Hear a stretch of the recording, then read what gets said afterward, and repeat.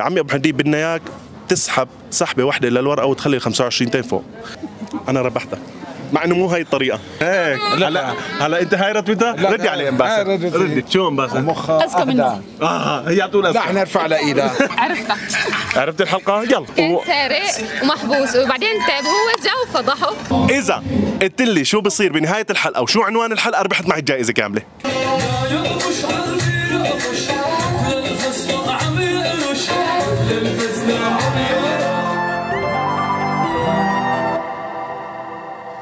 يسعد اوقاتكم متابعينا وين ما كنتوا عم تتابعونا بحلقه جديده من ايجابي مع فؤاد. اليوم كمان حلقتنا للمتعه وللتسليه، رح يكون معنا تحدي اليوم. هلا بتعرفوه هو ليك عده التحدي معي، ورح يكون معنا شيء مختلف تماما. كثير ناس انتقدتني وقالت لي انه انت عم تقلد منصه نيو دوز او انت عم تقلد الاستاذ ادونيس شدود او المقابلات الشارع هي هيك متابعينا، لكن انا اليوم عند هذا الشيء حبيت اوقف واقول للناس انه انا عندي شيء جديد. فلهذا الشيء اليوم رح يكون معنا مسابقه انا مبتكره، واللي هي عباره عن تحدي ومشهد وحكايه.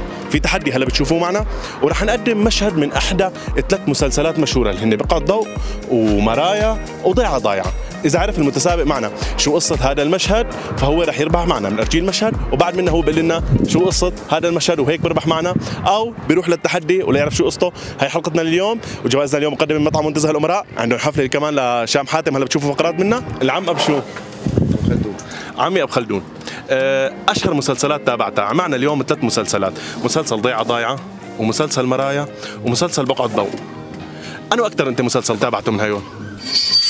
بقعة ضوء. بقعة ضوء. اذا اعطيتك اليوم مشهد لبقعة ضوء بتقول لي شو قصته؟ تفضل. طيب انا بعطيك المشهد عمي، بتشوف المشهد، اذا عرفت شو قصته ربحت معي غدا لشخصين بمطعم منتزه الامراء. تفضل. شو صار ببراد الشاي ما ذبحتوه؟ ايوه عن براد الشاي. يلا شوف كمل شغلك انت. شوف الله يعوض عليك. احمد اهلين وسهلين الشيخ احمد، اهلا وسهلا. تفضل حبيبي. والله غير تقعد، والله غير تقعد. عاوزك عود عمي ابي ياسين عود. والله مستعد كراسي عود. هلا بتاخذ كراسي لعيونك. هذا الشيخ بيكون طالع من السجن وكذا، بيفتحوا ايمن رضا، الممثل ايمن رضا بيكون طالع من السجن ومساوي حاله شيخ وكذا، كل ما راح على مشوار بيقول له اهلين وسهلين وكذا، بيعرف العالم عليه، بيقول له تمام.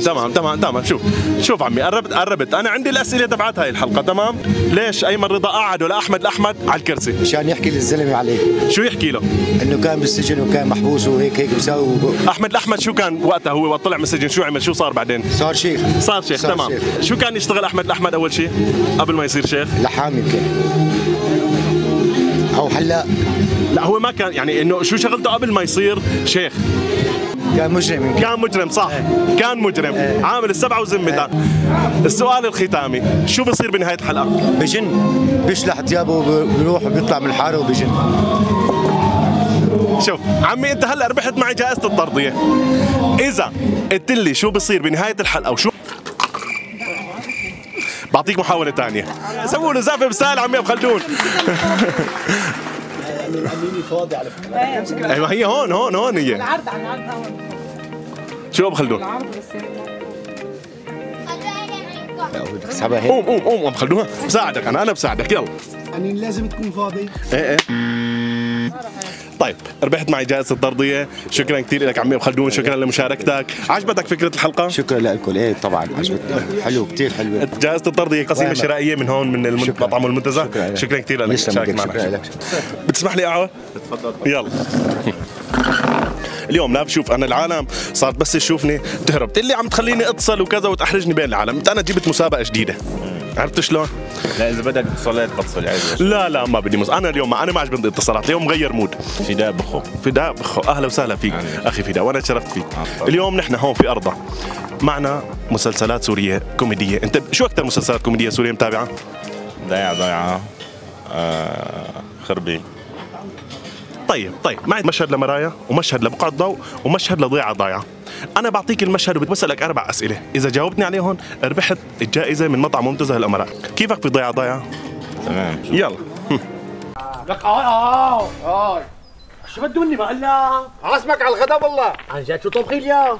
مفرقة عصي تعلم على جنابك، لما بعيونك ولا قتلت الزلمه ما بتسوى عندك شربة مي. اسكت لا بتلزقها فيني. راس التبلة.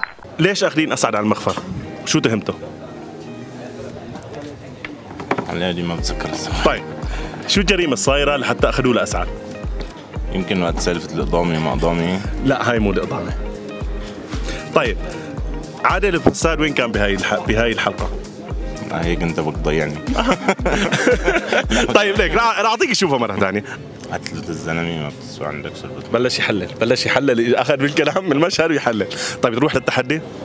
خلينا التحدي. يلا بنروح للتحدي. التحدي على الشكل التالي. ضروري هيك؟ كيف ما بدك قوم وقف سوي اللي بدك اياه بس سحبه واحده. بدون ما اثبتها. ايه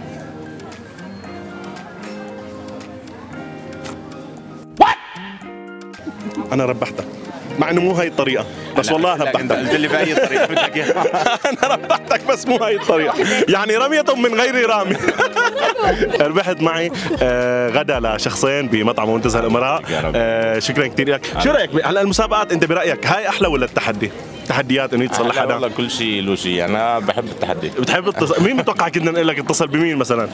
اكيد في شيء رفيق مثلا في شيء بتتصل له كنت؟ بتصل فورا. انا في ناس صار لي انت عم تحرجنا وكذا وكذا لا عادي.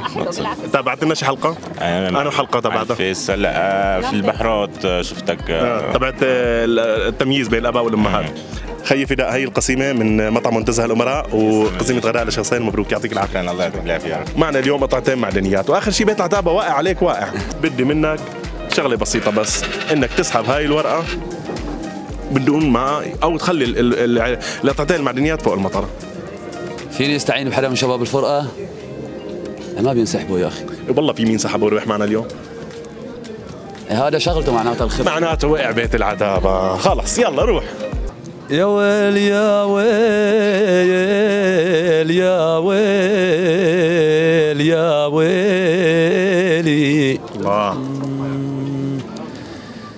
يا رب اهدي لكل من تابعوني. يا رب اهدي لكل من تاب عوني على الخطوات كل ما تابعوني. يا ولي ومع فؤاد بإيجابي تابعوني وتحية لكل مين في معنا أحباب. الله يسلم هالتم. حبيب القلب. انفديت وربحت معنا كمان. يلا يلا يلا يلا يلا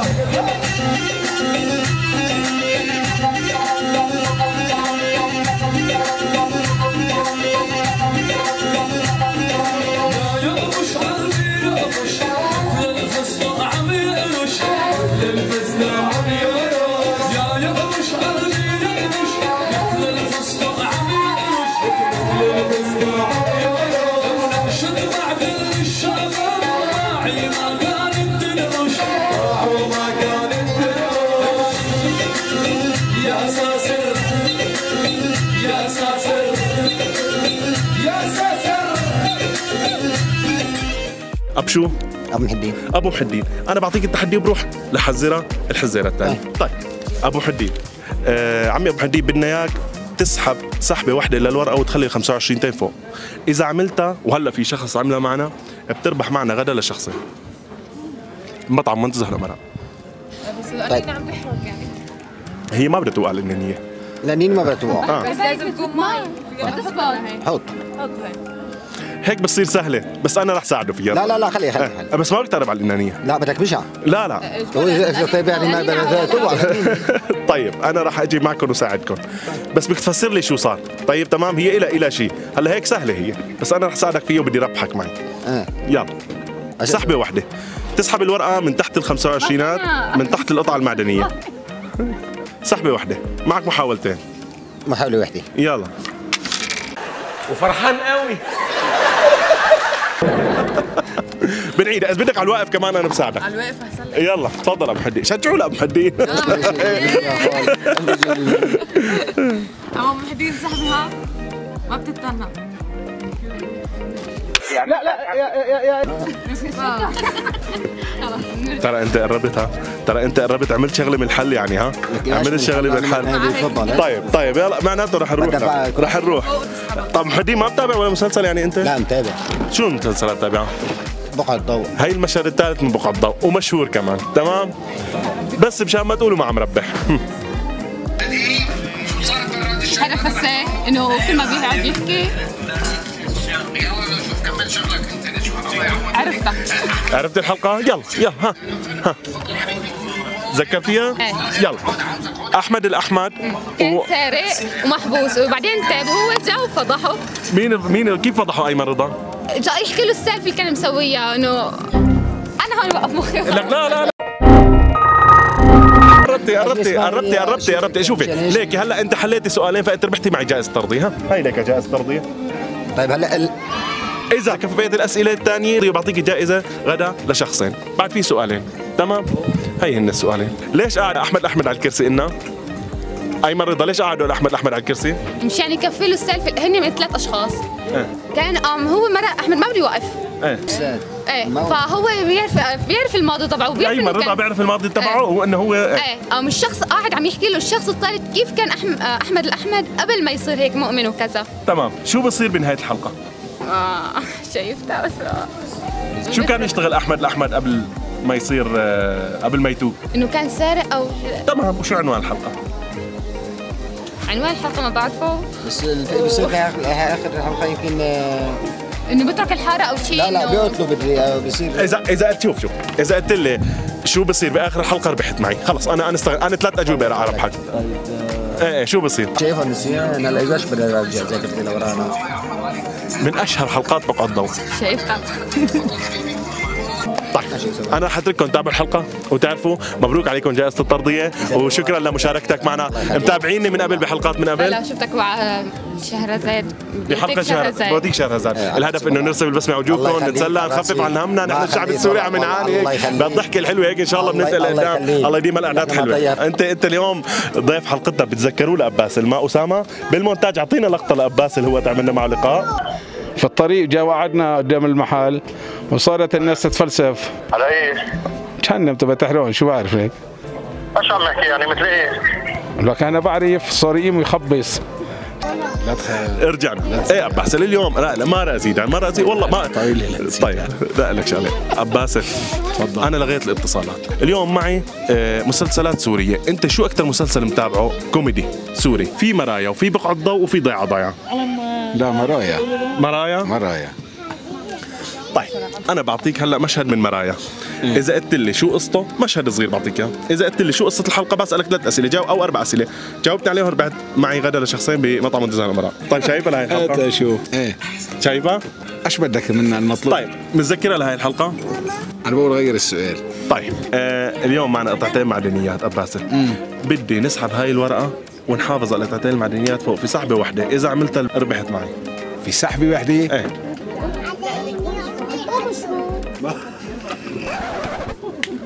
وين السحبه هاي؟ 10 سحبات اباسل. وقعوا انت وقعتها. 10 سحبات اباسل هاي. باسل الك جرب فيها يلا محاوله وبنعطيها لباسل كمان. شو باسل؟ تزبط معاه؟ وقف جرب فيها. ما بدك توقف؟ عم تهز. هي تهز. كنت عم تهزها. لا ها بعيد. انا جاي ربحك باسل. اسحبوا بسرعه. هي اللعبه هاي انا عامله وهلا بالحلقه بتشوفها انا عامله. مصدقك. شو باسل؟ هات غيره. انا شايف احنا فيك خلينا نحن. طيب ارفعها ترفع عن الارض بالشلمونه. واذا حطيت تمي ارفعها يعني؟ لا بشتك بالبيت تقول لك انا لو لاقي ما بتربح. طبيعي. انا اليوم الكذا هاي بتحكي. ليش انت ما بتعرف انه الكلام النسوان ومخ النسوان بيبقى افضل من الرجال؟ هيك هلا انت هاي ردتها ردي عليه ردي بضل مخها افضل. بتضل اذكى من الرجال. معنا مشهد من مرايا انت اخترتيه تمام؟ المشهد هو عباره عن 15 ثانيه.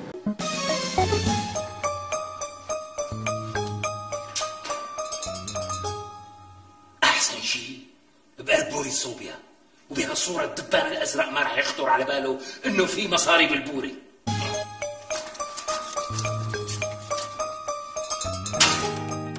هلا هي مرايا هي الحلقات قديمة كتير. هاي من حلقات الحكاية صح. طيب السؤال ليش ياسر عزمة خبل المصاري بقلب الصوبة؟ من قلة المازوت وقتها وهيك.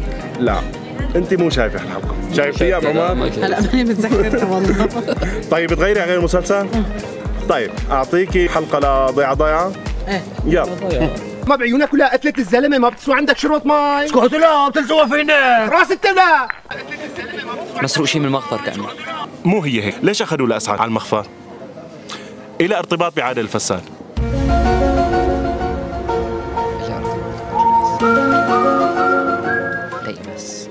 عشان وقتها سرقه المازوت وهيك. طيب انا رح اذكرك بحلقه مرايا. حلقه مرايا بقول لك هلا اذا عرفتيها عرفتيها، ما عرفتيها انا للاسف. هلا هدول من المرايا الحلقات تمام انا رح ساعدك فيها. الحلقه مرتبطه بشخصيه، وهي الشخصيه هي لبشار اسماعيل، اسمه بكري القشطه. ذكرتيه؟ كأني ذكرتيه؟ مين بكري القشطه بهاي الحلقه؟ شو بيكون شغلته؟ يا الله ما رح ابو عمر انا بشكركم كثير لانكم شاركتوا معنا. تابعوا الحلقه لتعرفوا شو قصه هذا المسلسل، وانا احط الرابط كمان. شكرا كثير ابو عمر، شرفت فيك، يعطيك العافيه. متابعينا ضل انه هلا اعمل التحدي مشان ما يقول العالم انه هذا التحدي ما بصير. فكرته على الشكل التالي، انه نحن بنقص شقفه مشان ننهي الزاويه القائمه، تمام؟ واهم شيء انه هي تكون قائمه، وهيك بنكون خلصنا من التحدي. فكرة التحدي هي على الشكل التالي، انه العالم لازم تخلي هاي زاوية قائمة. سهل، في شيء.